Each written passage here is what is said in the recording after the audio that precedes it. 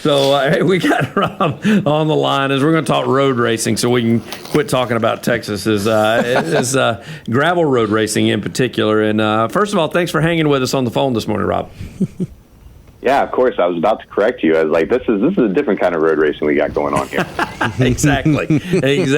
Well, we have to always give a little jab to Travis, because he always mentions Texas and all that kind of stuff. But he is one that you work with as far as the road racing is concerned. And we were talking about that a little bit before we brought you on, because we were introducing it and saying what we were going to discuss. And number one, kind of walk us through, because we say gravel road racing, kind of walk us through why you call it that. Well, yeah, I mean, for instance, if we want to keep piling on Travis here, I stuck him at the middle of a dirt crossroads last year so he could resupply all of our riders for our event. So he might be from Texas, but he's definitely a good guy and willing to help out wherever. He knows the back roads. He knows the back roads of Lee and Chambers County very well now. That's right. And yeah, gravel bike racing is what it sounds like. We're taking the bicycles off of the paved roads and we're putting them on the dirt roads there of Lee and Chambers County. And it gets pretty remote out there in some areas of our course, and feels like you're in the woods and forest, and it's a great experience for our riders. Is this kind of a fraternity of riders? I mean, this is something they look forward to and coming to the different areas and seeing the various, whether it be just the property around it and the cities and the hanging out and a little bit of everything. I mean, they make probably a weekend out of it. Yeah, I mean, that's what's special about the gravel roll. A lot of these dirt road events are very local centric, but we definitely promote up the different scenery of the different towns and cities we go to across the Southeast, and every event has a little bit of a different flavor. The Opelika Okey Dokey in particular is a red clay flavor, and if you don't believe me, just ask the riders. There's definitely different flavors to the dirt they ride on. That's for sure. Well, yeah, I was going to say. I mean, we say gravel, but I mean it's everything from dirt road. It's just basically we're not going to see you guys down I-85. That's for sure. Oh, well, definitely not. I mean, maybe out west you'll have some events that hit the interstates, because sometimes that's the only way to get through an area. But there's plenty of other ways around, which makes the Southeast really a great place for gravel riding, because you just got to go. In this case, we just go 5.5 miles outside of Opelika, and there's dirt roads to the horizon, as I like to say. Well, even though you say 5.5 miles, I mean, there's a couple of different phases to this. I mean, everything from something that's maybe a little bit shorter to an extensive side of things that people can get involved with this.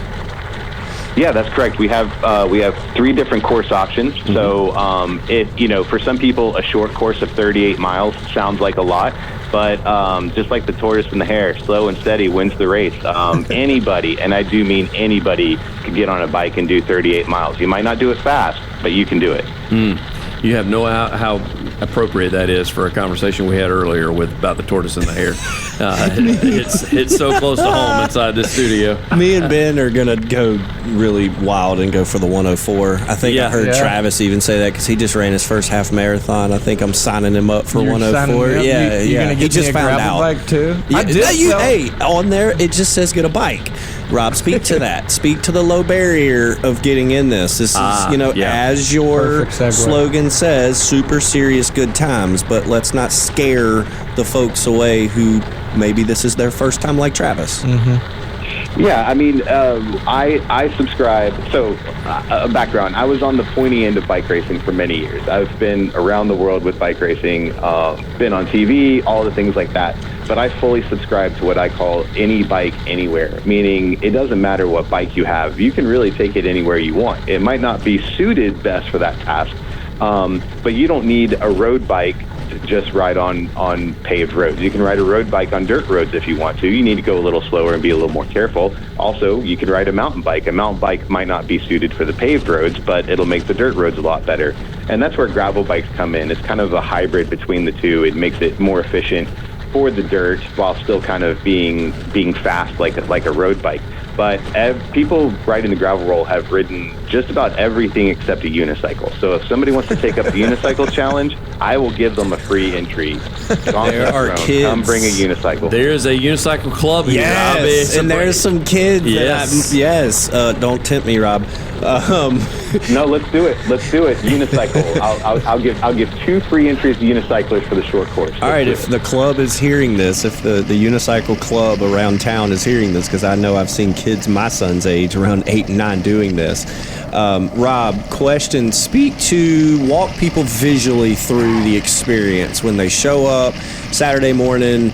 Downtown Opelika, obviously the race, and then the post race, kind of the, as your slogan says, super serious good times. It is a very family friendly. I've been out there every year. Travis has been out there. Our staff's been out there. We see you hugging riders. They love you like family. They know you like family. Your staff, but just paint a picture of what the day's like. Well, yeah, like you said, we started in downtown Opelika, and that's on purpose. It might mean we have a few extra miles of pavement to get to our dirt roads, but I promise y'all, there is nothing like downtown Opelika anywhere in the world. The brick pavers of Railroad Avenue in front of John Emerald Distilling, Stinson's, Red Clay Brewing, it creates just a great atmosphere for us. And then there's just the downtown in general, so many shops and restaurants and things that folks' family members, our riders' family members, can come and there's stuff for them to do while dad or mom disappears on course for several hours and comes back in.